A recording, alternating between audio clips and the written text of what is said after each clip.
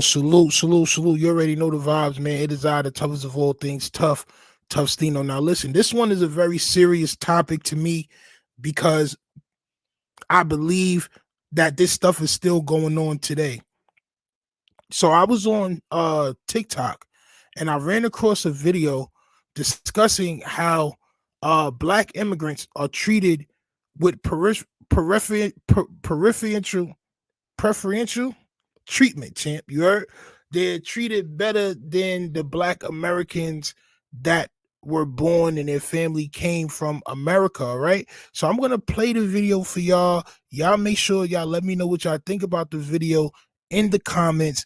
Um, and I'm gonna tell you what I think about the video. Let's go. Shirley Chism, right? Her family was given housing priority over African American families. And she wrote about that in her book to share to people that, like, during that time, America was intentionally bringing Caribbean families here and giving them more generational wealth and taking that away from the African Americans that were already here. So I went to Brooklyn College too, and I have this Trinidadian professor. But what she said was like, back in like the 60s, 70s, they wanted a more docile N-word. They was doing too much. Yeah. So they brought over the more docile, well-behaved, hardworking black people from the Caribbean, and they gave them opportunities to land and housing, and especially in New York.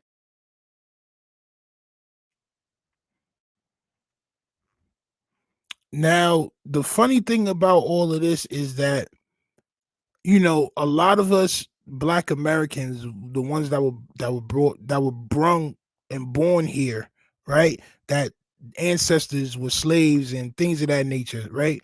Um, Sometimes we get into these arguments with our counterparts, which would be the black immigrants, right?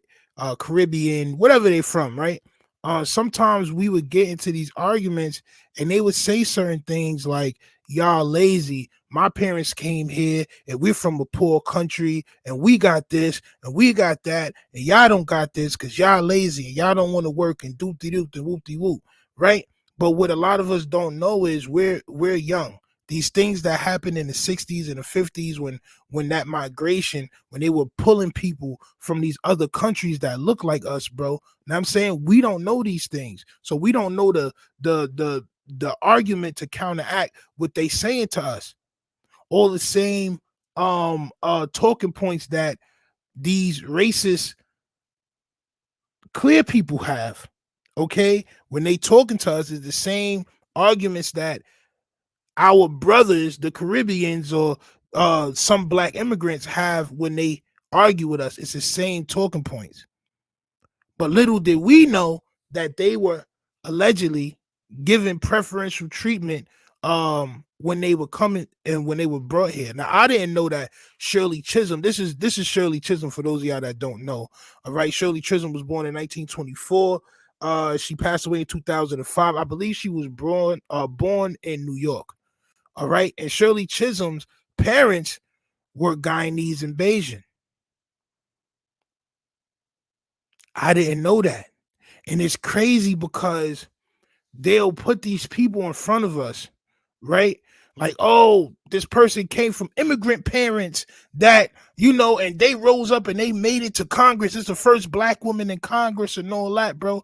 But there was certain things like redlining, bro, that was preventing us from having loans. As you can see here, redlining is the practice of denying people access to credit because of where they live, even if they are personally qualified for loans. Historically, mortgage lenders once widely redlined core urban neighborhoods and black populated neighborhoods in particular. And it wasn't just redlining in those neighborhoods, they was redlining people from those neighborhoods.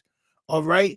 Redlining can also be defined as a discriminatory practice that consists of the systemic denial of services such as mortgages, insurance loans, and other financial services to residents of certain areas based on their race or ethnicity. So when you hear this young lady talking about how they were bringing over the black immigrants because, and this is the arguments that Jamaicans use, this is the argument that a lot of them use, bro. Like, oh, well, we're just harder workers, or we're smarter, or we get it. Or like, all we got to do is go to, no, nigga. The reason why they brought you here is to replace us. They already messed up the history with us. It's in our DNA, like a lion and a gazelle DNA to hate each other. Or like a hyena and a lion, bro. Like how they just opposites, bro. Because it's just too much history that's going to prevent us from forgetting and acting the way they want us to act. So they point that out to the other people and they bring them over here because these people are going to work 3 or 4 jobs and not complain because they're not owed nothing. You don't owe them nothing, so they're not going to complain. You still owe us. You still owe us. So this is for all the people that did not know this, because I did not know this, champ. I did not know that in the 60s, they were giving the black immigrant more.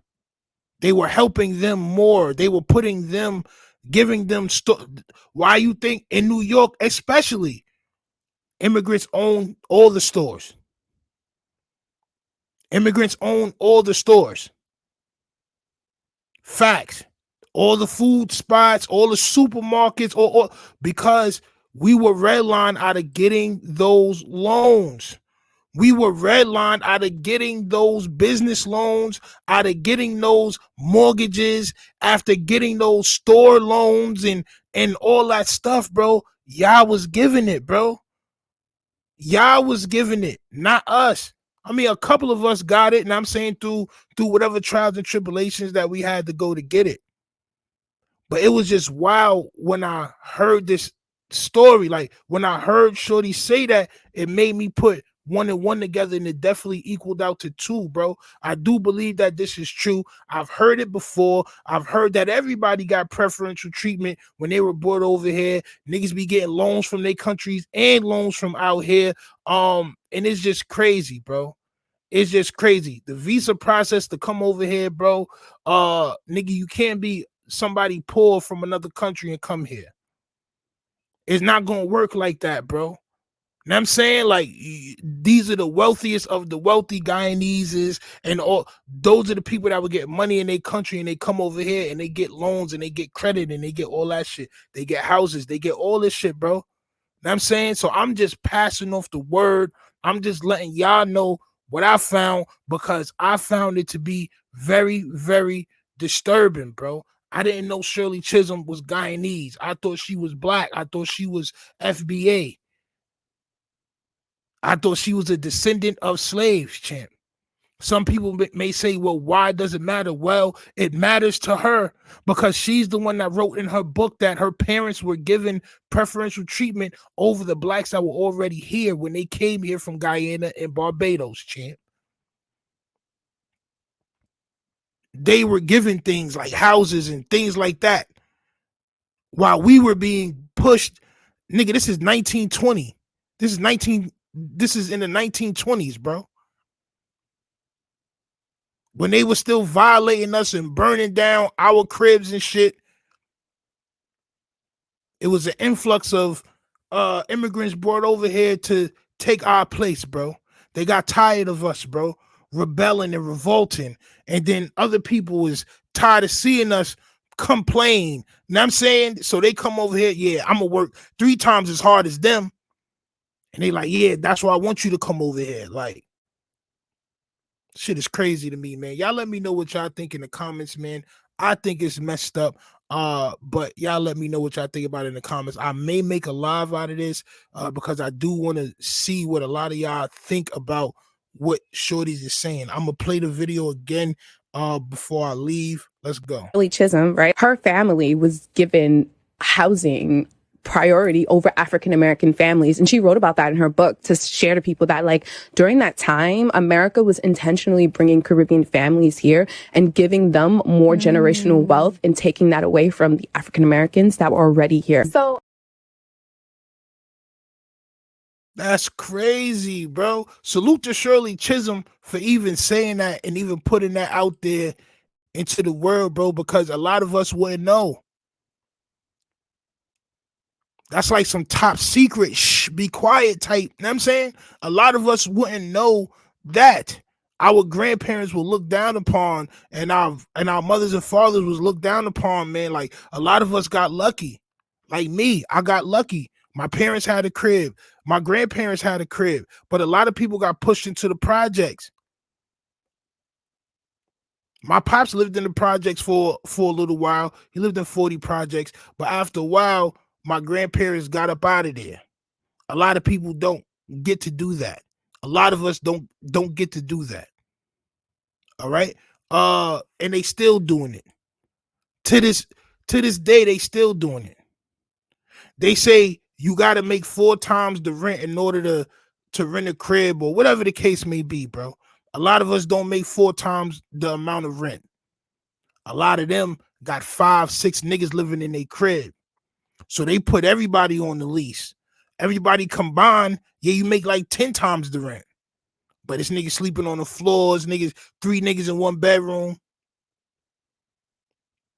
They still doing it to this day. I wondered how in Southside it was so much Indian people. It's almost more Indian people than it is black people now. You want to know why? Because they're getting all the mortgages. Get it? They raising the price. Them niggas is getting the mortgages over us. That's just what it is. I believe it's still happening. Y'all let me know what y'all think about this in the comments, man. I'm about to be up out of here. I should be live later on tonight, man. So y'all make sure y'all go over to checktherepublic.com where y'all can support. And I'm out of here, man. One.